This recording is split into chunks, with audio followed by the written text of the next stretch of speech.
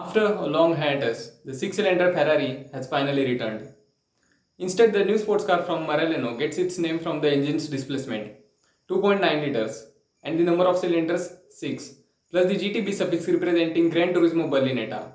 It's a 3-liter unit, the 2992cc engine, and is installed in the very first Ferrari road car to carry the fabled prancing horse. Welcome to the channel. If you are new here, my name is Nandan Zadav, and here is the all-new Ferrari 296 GTB, bringing a V6 hybrid into the lineup.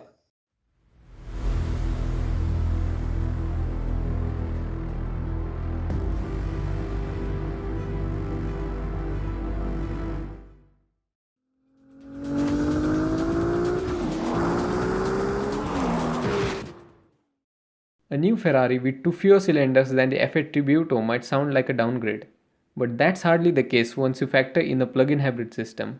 But first, let's talk about the combustion engine, which is an all-new development and unrelated to Maserati's native no inside the MC20.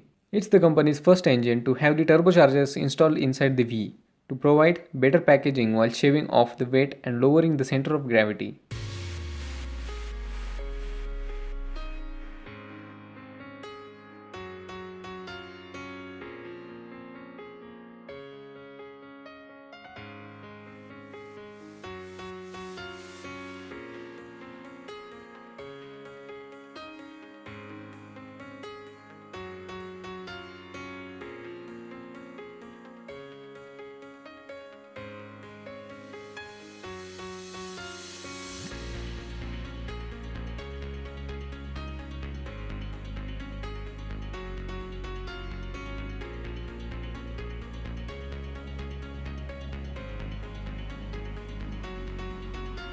With 218 horsepower per liter, Ferrari claims it has set a new specific power output record for a road-going production car.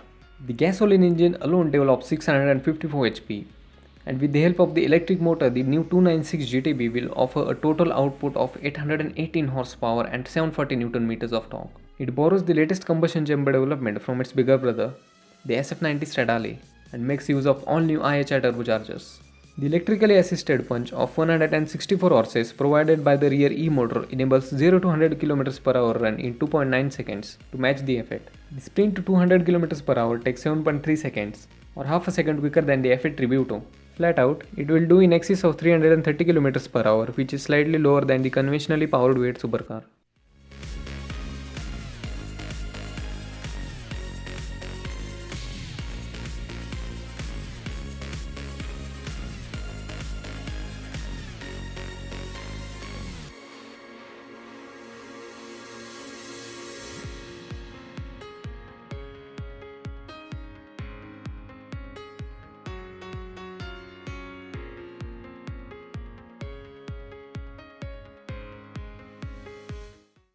Well, how does it stack up against its cheap rival, the McLaren Artura? The new electrified machine from Woking, which has a combined output of 671 horsepower and 720 Newton meters of torque, takes a 10-second longer to 100 km per hour and a full second more to 200 km per hour, and has the same top speed. The British sports car also uses a 3-liter twin-turbo V6 working together with an electric motor. Power is channeled to the road through an 8-speed dual-clutch automatic transmission, already seen in the SF90 Stradale, Spider, Roma and Portofino M.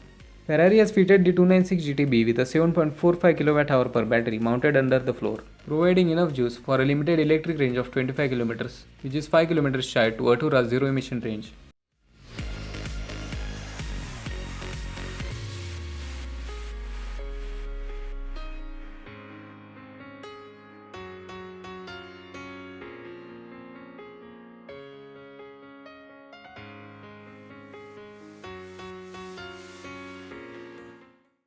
Driver can select 4 different modes from the powertrain, which are the eDrive, Hybrid, Performance and Qualify.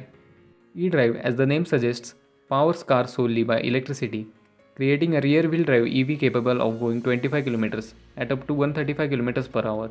Hybrid, which is the default mode here, mixes the gasoline engine and electric motors to maximize the efficiency, while the Performance mode keeps the internal combustion engine on at all times and utilizes the battery and electric motor for maximum power. Qualify mode focuses even more on the maximizing performance at the cost of the lower battery charging. By now, you are probably wondering how much the car weighs after adding the PHEV setup.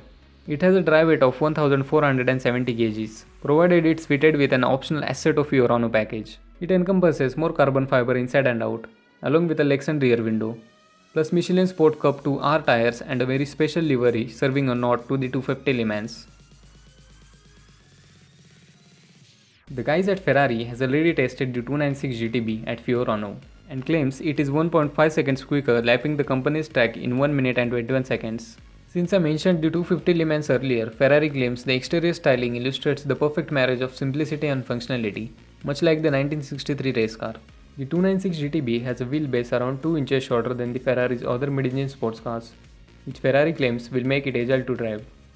The active rear spoiler at the back takes after the LaFerraris, while the windscreen wraps around onto the side windows akin the J50 and other limited run models. The digital heavy interior is derived from the SF90 Stradale, with capacitive controls and a standard passenger side display. The 296 GTB is a sign of things to come as a Purosangue SUV debuting in 2022. Expected to offer a variation of same 120° V6 along with electrical assistance thrown into the mix as well. The Ferrari 296 GTB will be offered in left-hand drive to the European customers, starting in the first quarter of 2022 before spreading into other markets. The European customers will pay equivalent to 2 crore 38 lakhs at current exchange rates and 2 crore 67 lakhs with Assetto Fiorano package. That's all guys, this was my review of the Ferrari 296 GTB. Let me know in the comments below what are your thoughts on this new Ferrari.